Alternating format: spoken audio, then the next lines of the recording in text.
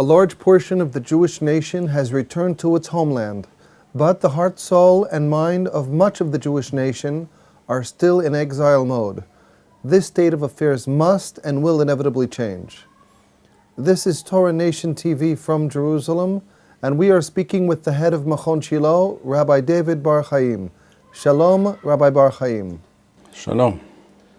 It says in Sefer Bereshit, Parashat Chayei Sarah, chapter 24, verse 62 as follows: V'Yitzchak ba mibo be'er lachai ro'i, v'hu yoshev be'eres hanegev.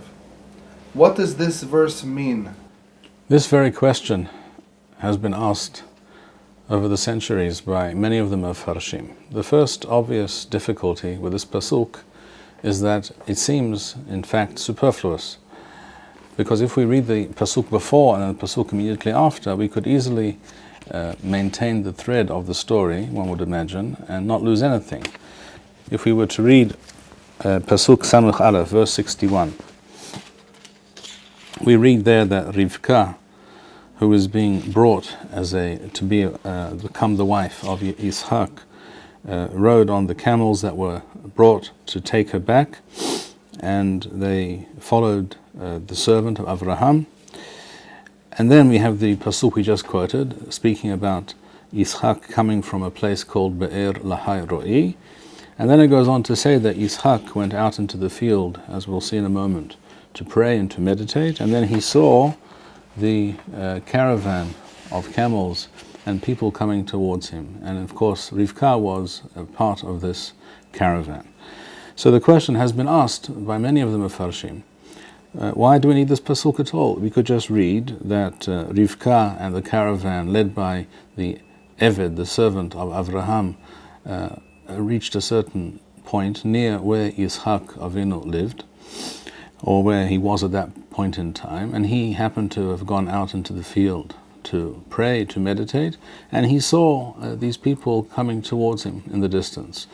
Why do we need to be told that Yitzchak had just come from Be'er Lahai Ro'i? So the first thing is to understand exactly the wording and the lashon, the language of the pasuk of this verse.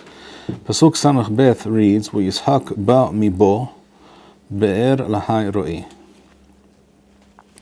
This is an unusual construction, and the only reasonable way to understand it is that ba mibo, the word bo, is the makor, is the essential form of the verb to express the general concept of coming or arriving. In other words, it is the form of the verb that is often used to describe a habitual action, something which is done frequently. So therefore the pasuk Yitzchak ba mibo be'er lahai ro'i means Yitzchak was coming back from Be'er Lahai Ro'i. In other words, he had gone to Be'er Lahai Ro'i and he was now coming back from Be'er, or he had just come back from that place. The implication being that this was something that he did frequently. This is also what we understand from Targum Onkelos. It says, Yitzchak al b'methohi mi bera de malach kayama ittahzi ala. In other words, Yitzchak was coming from having gone to Be'er Lahai Ro'i. So also we find in the Ramban. The Ramban writes, "V'yitachen ba'avur hayoth mibo mekor." Because of this form of the verb, the essential form of the verb known as the mekor, shehaya Yitzchak holech tamid ala makomahu. This would seem to imply, says the Ramban, that Yitzchak frequently, very frequently, went to this place, Be'er Lahai Ro'i. Why? Ki hu lo makom tefila ba'avur heraoth sham hamalach. Because this was a place to which he frequently went to pray and to meditate, because this was a place that he knew that the angel of Hashem had appeared to Hagar, as we read in the previous parasha. And the fact that the pasuk ends with the words "V'hu yoshev be'eres hanegev" comes to tell us the simple fact that he was able to visit this place frequently because he lived in the general area of the Negev, which is near this particular place called Be'er Lahai Ro'i. Similarly, we find in the Perush of the Radak, he writes on the word mibo, the verb as we mentioned in the unusual form of the makor, he says, Mibo'o shehaya ragil olechet lesham. In other words, this was his practice. He often went to this place.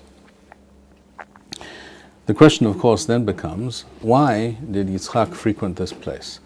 And the answer to that is actually given in the following pasuk, because we see in the following pasuk that Yitzchak was a holy and spiritual person who spent a lot of time and put much emphasis on connecting with Hashem by way of prayer and meditation. And that is what we see in the following pasuk. It says in pasuk Samach Gimel 63, "Vayaseh Yitzchak lasuah basodah lifnot arev," that he went out into the field in order to meditate and to pray. This is the translation in all the ancient sources, to pray.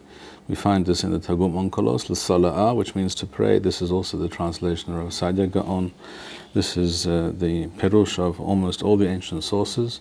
And Chazal clearly understood it in this fashion, and on this basis they connect the tefillah of mincha, the afternoon prayer before evening, and connect it to Yitzchak Avinu.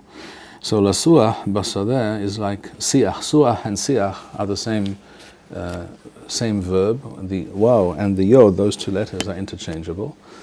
And we find the word siach or siha in the Tanakh in many places in the context with the meaning of prayer. For instance, in Tehillim, asiha wa ehemeh, I will pray and cry out to Hashem, etc. So we see that Yitzchak was a person who frequently prayed, and this is also the intention of the pasuk before it says that he went out to pray in the field. Not only did he pray in the field, he also went to particular places to pray. This was something that he did on a regular basis, as we just mentioned the name of a number of the Mefarshim. The Shadal also makes this point. This was a place, Be'er Lahai Ro'i was a place that Yitzchak went to very frequently.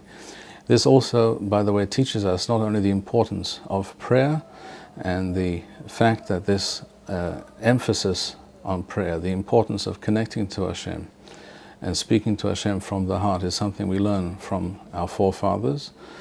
Not only that do we learn from these Pesukim, we also learn that there is a special kedusha, a special sanctity attached to particular places, to geographical locations, not as some people claim that according to Judaism there is no particular sanctity attached to any geographical point or piece of real estate. This is not true. The very opposite is true. We see here that at that time for Avraham Avinu and for Yitzchak Avinu, the place where the Malach, where the angel was, where he appeared to Hagar, this was a particularly special and holy place, and Yitzchak frequently went to that place. So we learn from these Pesukim, the importance and the centrality of tefillah, and how much we need to concentrate on this aspect of our lives and our connection to Hashem. And we have to also learn from these Pesukim the importance of the place in which one is to be found, where one finds oneself, and the difference in kedusha and sanctity between different places on the planet. Not all of the planet is of the same level of kedusha. Some places are more conducive to connecting to Hashem than others. Thank you, Rabbi Bar-Hayim. We would like to encourage our viewers to share these videos with friends and send in your responses. We would also like to suggest the following opportunity to our viewers. If you identify with Rabbi Bar-Hayim's message and would like to sponsor or dedicate a video interview with the rabbi in honor or memory of a loved one, if you would like to obtain Birkon Nusach Eretz Yisrael or invite the rabbi for a speaking engagement, please email us at office@machonshilo.org.